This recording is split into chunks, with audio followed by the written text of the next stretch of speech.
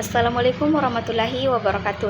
Perkenalkan, nama saya Mar'amuta Alia dengan NIM 2504075011026 dari kelas M253. Di sini saya akan menyimpulkan materi kajian bahasa Indonesia dari pertemuan 1 sampai dengan pertemuan 14. Yang pertama, fonologi. Jadi, fonologi adalah ilmu yang mempelajari tentang bunyi berupa vokal, konsonan, dan diftong. Fonologi memiliki cabang. Yang pertama ada fonetik. Jadi fonetik adalah bidang linguistik yang mempelajari bunyi bahasa tanpa memperhatikan fungsi sebagai pembeda makna. Fonetik memiliki beberapa jenis. Yang pertama ada fonetik artikulatoris. Jadi ini mempelajari bagaimana mekanisme alat-alat bicara manusia bekerja dalam menghasilkan bunyi bahasa serta bagaimana bunyi itu diklasifikasikan. Kemudian yang kedua ada fonem akustik. Jadi fonem ini mempelajari bunyi bahasa sebagai peristiwa fisis atau fenomena alam. Kemudian yang ketiga ada fonetik auditoris.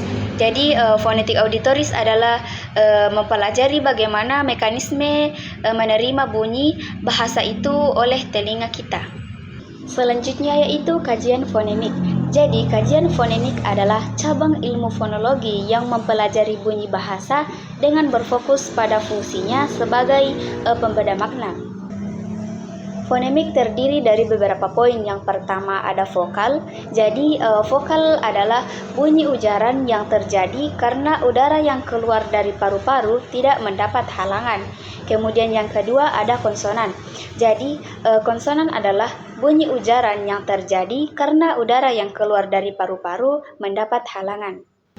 Kemudian yang ketiga ada diftong. Jadi diftong adalah dua vokal berurutan yang diucapkan dalam satu satuan waktu yang sering disebut huruf rangkap. Yang keempat itu ada kluster. Jadi kluster adalah konsonan rangkap mengandung problema terdiri dalam pembentukan kata bahasa Indonesia. Selanjutnya klasifikasi bunyi. Jadi klasifikasi bunyi yang pertama ada klasifikasi vokal. Jadi secara vertikal itu vokal tinggi dan vokal rendah. Kemudian secara horizontal ada vokal depan, vokal pusat, dan vokal belakang. Kemudian berdasarkan posisi lidah ada vokal bundar dan vokal tidak bundar. Kemudian diftong atau vokal rangkap. Diftong disebut vokal rangkap karena posisi lidah ketika memproduksi bunyi ini hanya pada bagian akhirnya tidak sama. Yang kedua ada klasifikasi konsonan. Jadi klasifikasi konsonan dibedakan menjadi beberapa. Yang pertama dibedakan berdasarkan posisi pita suara, tempat artikulasi, cara artikulasi berdasarkan posisi pita suara, bunyi bersuara dan bunyi tak bersuara.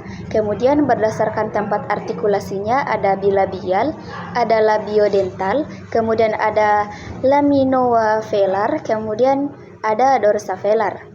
Kemudian berdasarkan artikulasinya ada hambatan, geseran, paduan dan frikatif, kemudian ada sangguan dan nasal, getaran, lateral, apoksiman, kemudian berdasarkan posisi pita suara. Selanjutnya unsur suprasegmental. Ini terdiri dari tekanan, nada, jeda. Kemudian ada silabel. Jadi silabel adalah satuan ritmis terkecil dalam suatu arus ujaran atau runtunan bunyi ujaran. Selanjutnya suprasegmental dan fonem serta alofon. Jadi bunyi suprasegmental ialah bunyi yang menunjang pemakaian bunyi segmental. Bunyi segmental ada intonasi terdiri dari jeda, tempo, tekanan, nada serta irama. Kemudian ada ekspresi yaitu mimik atau gestur. Kemudian yang ketiga ada kinestik yaitu gerakan organ tubuh seperti mata, tangan, kaki, kepala dan lain-lain. Selanjutnya ada fonem dan alofon. Jadi fonem adalah satuan bunyi bahasa terkecil yang dapat membedakan makna kata. Contohnya seperti kata mari, dari, lari, dan lain-lain. Kemudian ada alofon. Jadi alofon ialah variasi atau bentuk berbeda dari satu fonem yang sama yang tidak mengubah makna kata. Selanjutnya ada morfologi. Jadi morfologi adalah ilmu yang mempelajari tentang bentuk-bentuk kata. Morfologi terbagi menjadi dua, yaitu morfen bebas dan morfen terikat. Morfen bebas yaitu semua jenis kata dasar, sedangkan morfen terikat yaitu morfen yang memiliki imbuhan atau tidak bisa berdiri sendiri. Yang pertama ada afiksasi. Jadi afiksasi adalah proses pembentukan kata dengan menambahkan imbuhan awalan, akhiran, serta gabungan. Yang kedua reduplikasi.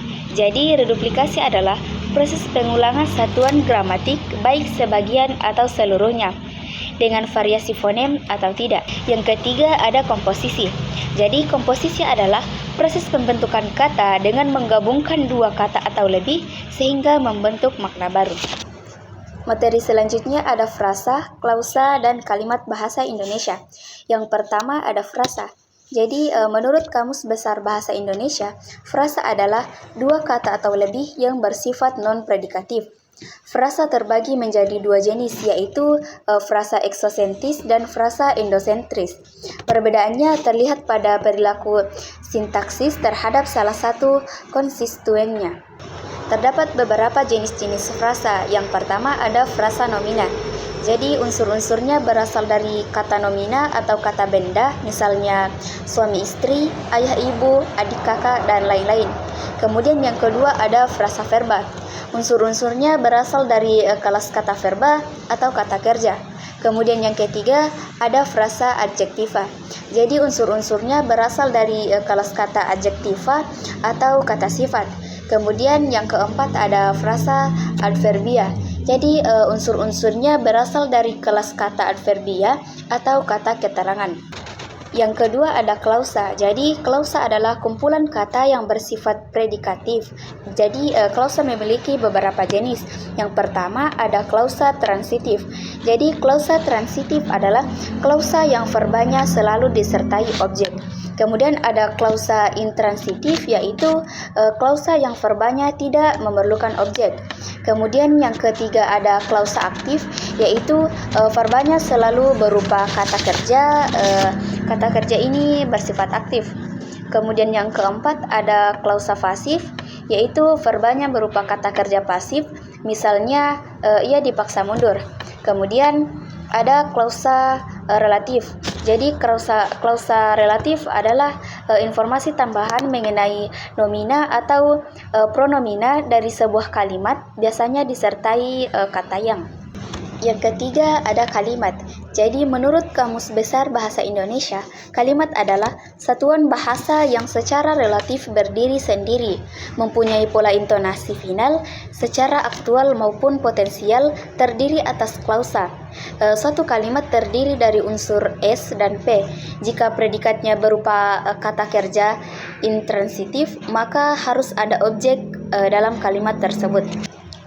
Tahap analisis kesalahan terdapat beberapa langkah. Yang pertama, ada pengumpulan data. Jadi, tahap ini meliputi beberapa hal, yaitu menetapkan luas sampel, menentukan bentuk sampel, lisan atau tertulis, dan lain sebagainya. Kemudian yang kedua, identifikasi kesalahan. Langkah ini dilakukan dengan mencatat setiap kesalahan yang muncul dalam data. Selanjutnya deskripsi kesalahan. Jadi deskripsi kesalahan itu melakukan analisa linguistik terhadap kesalahan yang telah teridentifikasi, yaitu menjelaskan bentuk-bentuk penyimpangan pada masing-masing penyimpangan. Kemudian penjelasan kesalahan.